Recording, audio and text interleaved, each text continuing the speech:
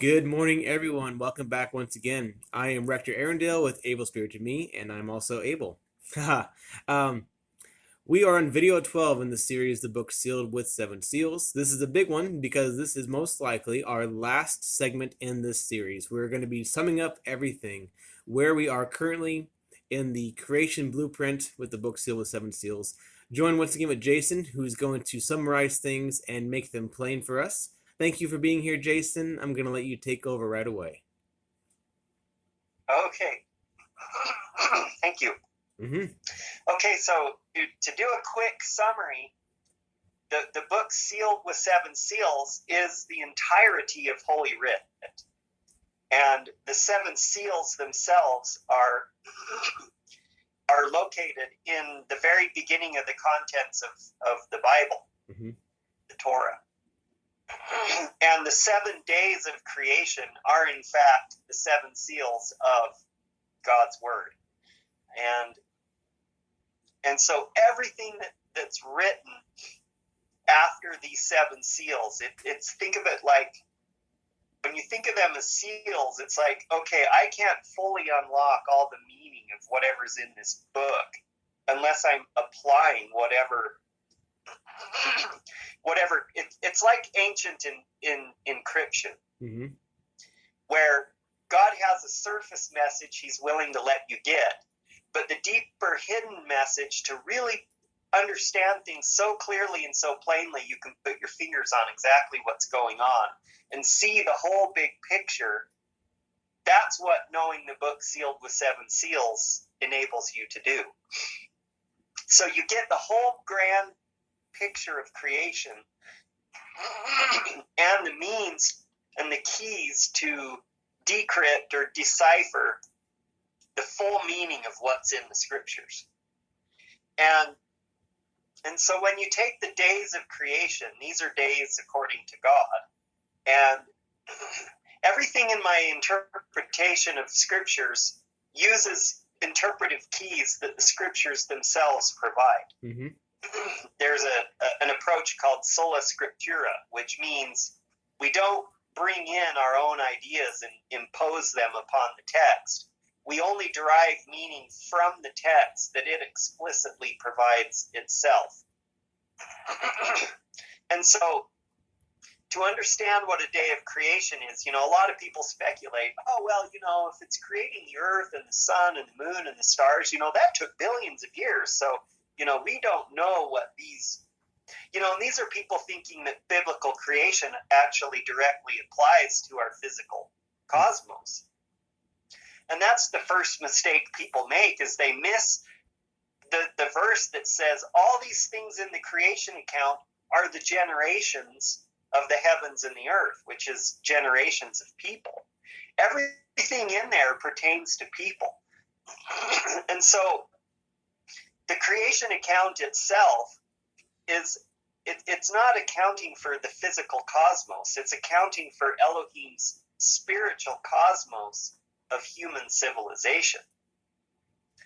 And so, that's like when I said, and each day is 1,000 years unto the Lord. That comes from 2 Peter chapter, I think it's 2 Peter chapter 3, verse 8. Hopefully that's correct. And so each day of creation is one millennium of world civilization. And the cradle of world civilization is Mesopotamia, which is about the time the Bible said, 6 to 5,000 years ago was, is when the Adam of the old world lived. And what do they see nowadays in that period of history? They see a global world, a world civilization, a golden age civilization, in fact, with high technology and all kinds of stuff. And so, when you understand the Bible through the seven seals, you see a completely different picture. Nowadays, people, what they think of Adam, they think 6 to 5,000 years ago, they just need to find the hut that Adam and Eve and a few of his kids lived in, this little huddle of a few people. But in fact, Adam being a priesthood body and Eve being a church body, they're the spiritual parents of the world world civilization that began back then. They're like their heavenly father and heavenly mother. You know, they're the parents of world civilization. And so when you look at the days of creation in terms of people, you know, you get into day 4, which is the 4th millennium, which ended about the time of, 1 AD or whatever, and Jesus was born right there at the tail end of that 4th millennia.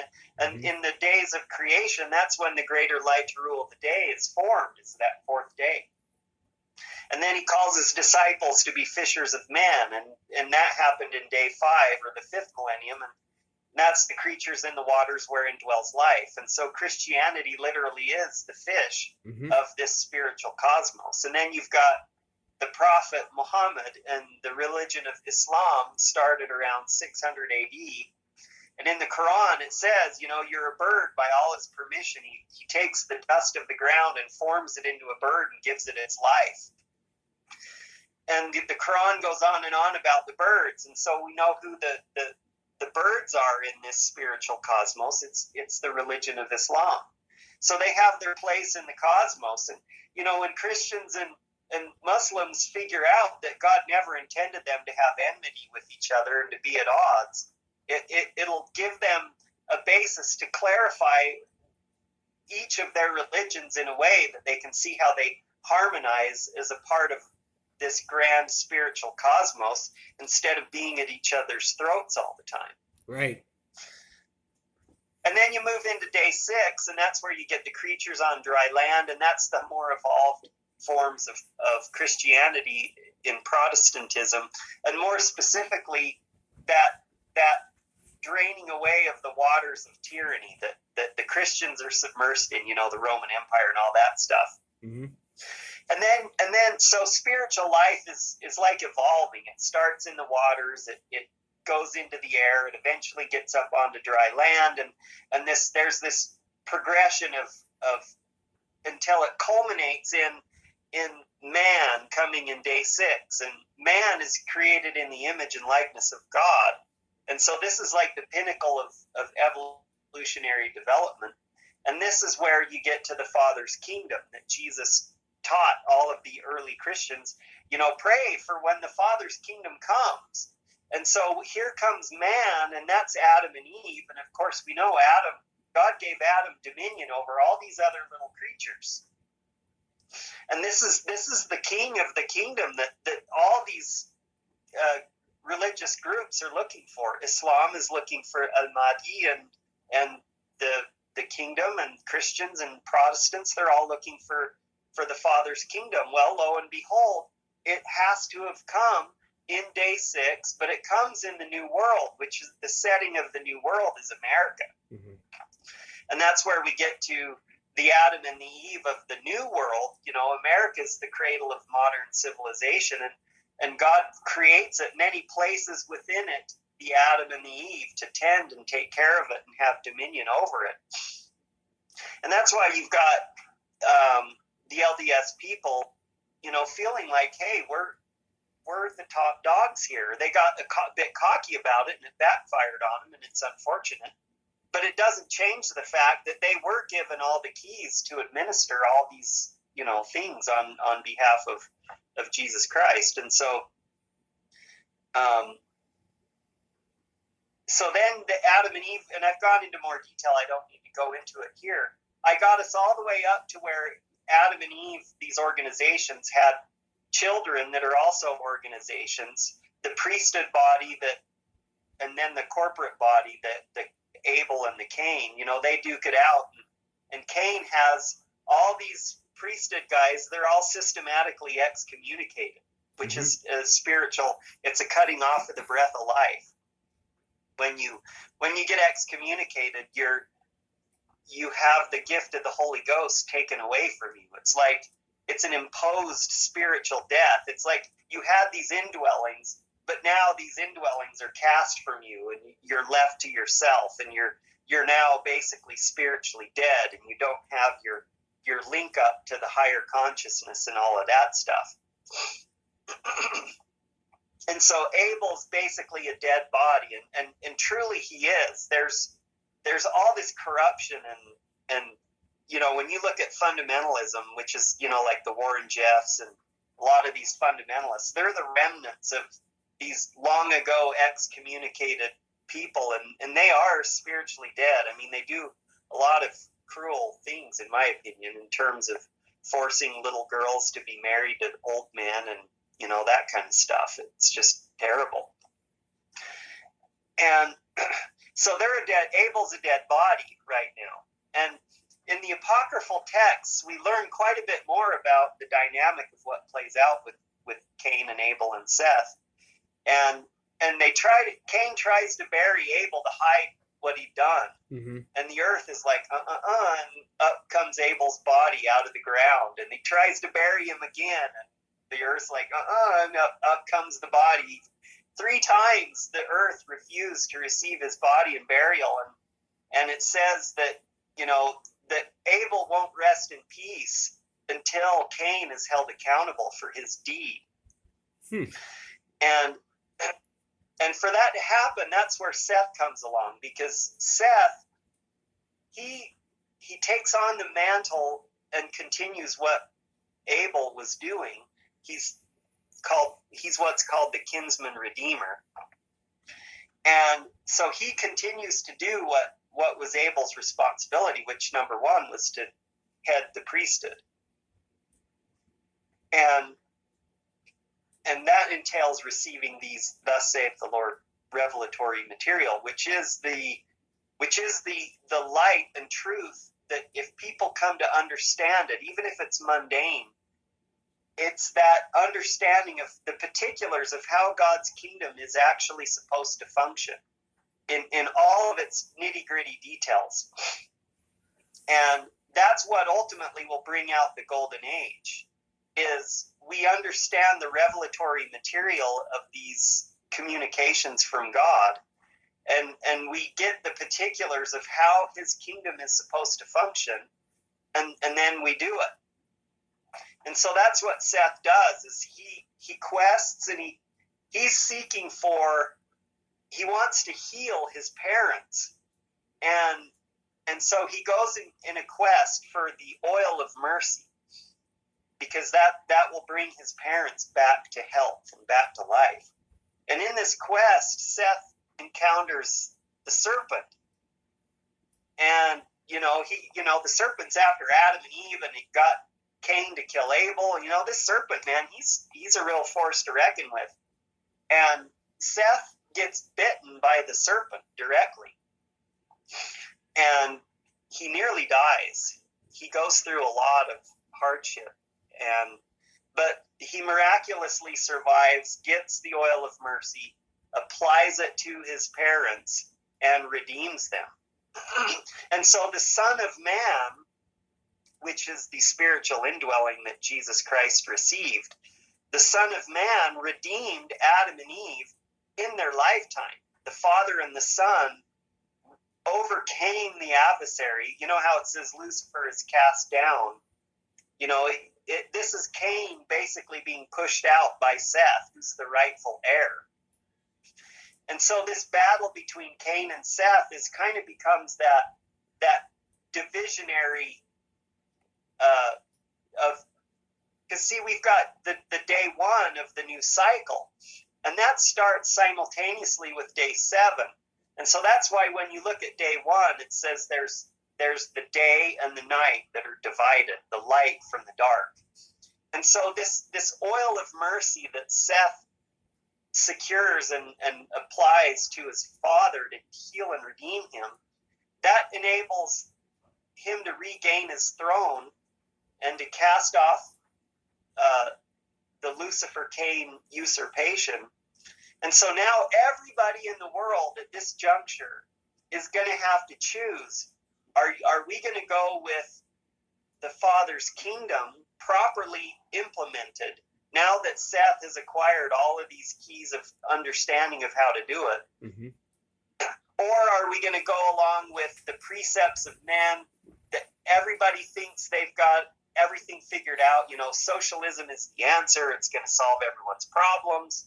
But in fact, it's this Luciferian counterfeit. It's trying to do the right things in the wrong way, Mm-hmm. using force and control instead of appealing to agency and sovereignty.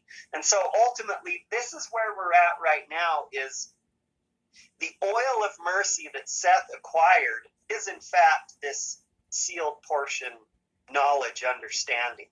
It's the oil that burns bright enough that the light it produces enables you to see. If you're holding a stone and a pearl, if the light's not real good, you might not be able to tell which is which. Mm-hmm. But if the light is bright enough, it's like, oh, well, this is the pearl and this is the stone.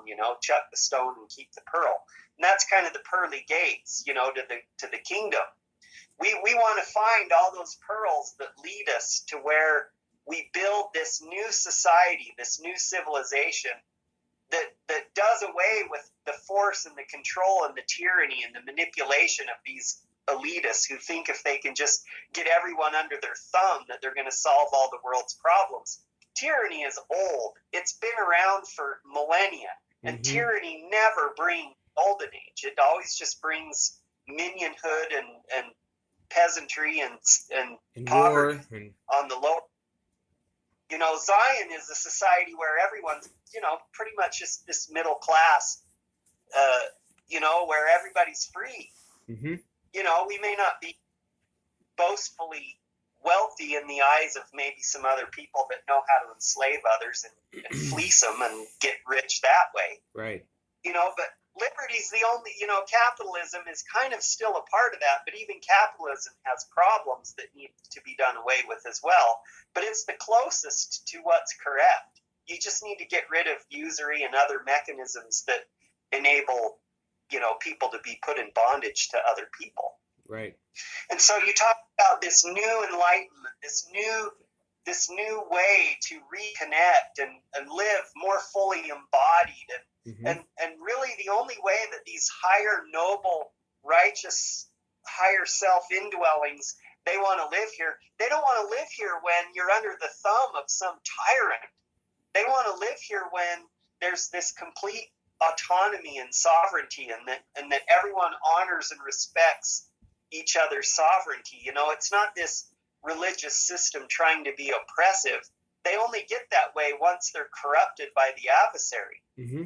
And so, a lot of people are thinking, oh, religion is dead, and religion is the problem, and blah, blah, blah, blah, blah. But ultimately, though, we get this new Enlightenment, Golden Age society and civilization by actually understanding what is the Father's kingdom? How does it work? And even if it's got this religiosity stench to it, ultimately, pure religion is to do away with all forms of bondage and usury and unfortunate for the adversary, it's game over for him because he can't work his deception, he can't work his manipulation schemes like what the Federal Reserve is doing. Mm-hmm. In terms of giving us this fake money that it gets the privilege of creating out of virtually nothing and Mm-hmm. having unlimited financial power to corrupt and manipulate every government on the planet, Yeah. The gig's up on that.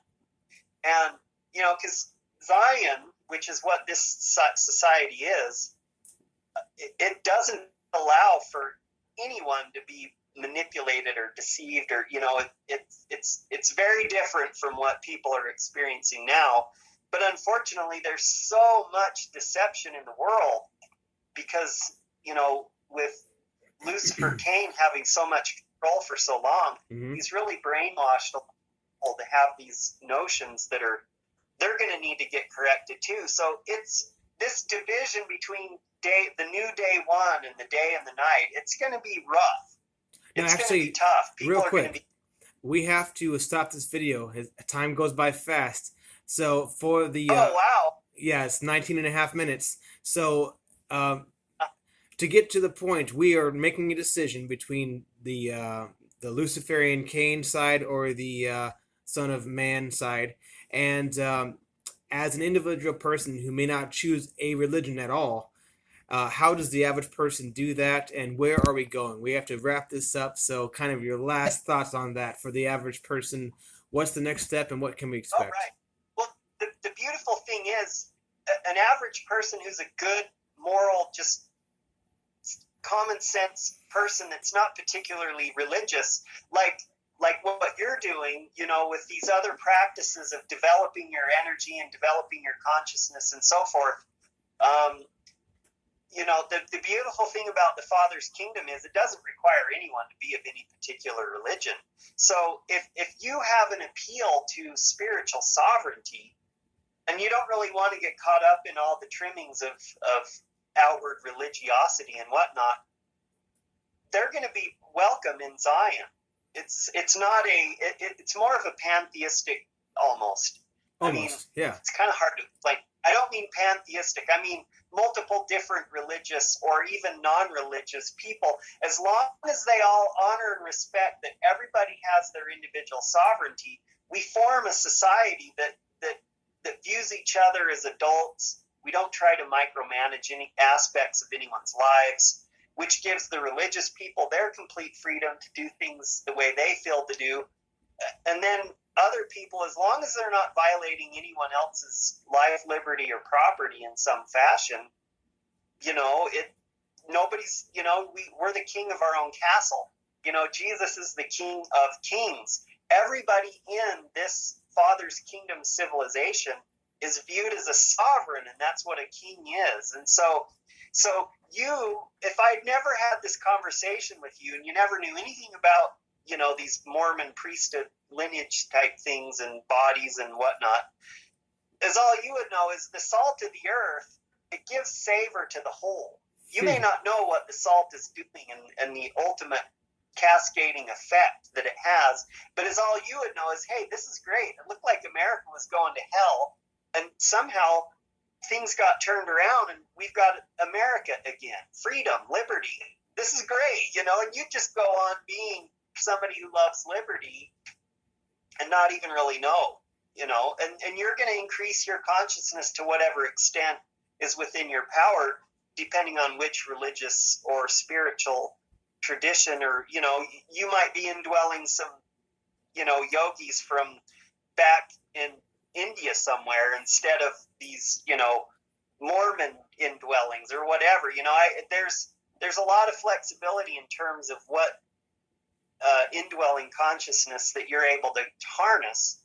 And as long as whatever you're indwelling has you comporting yourself to the laws of God in terms of sovereignty, I think everything's going to be it's a golden age. It's a global golden age. And all religious traditions will have the means to perfect and refine and do away with needless conflict and strife. Well, we're like this whole huge spiritual ecology where we understand that every nuance of difference isn't something to fight about. It's like, why are there birds and fish? Well, because there's air and water and they need life in them. And so there you go. There you go. It's going to be more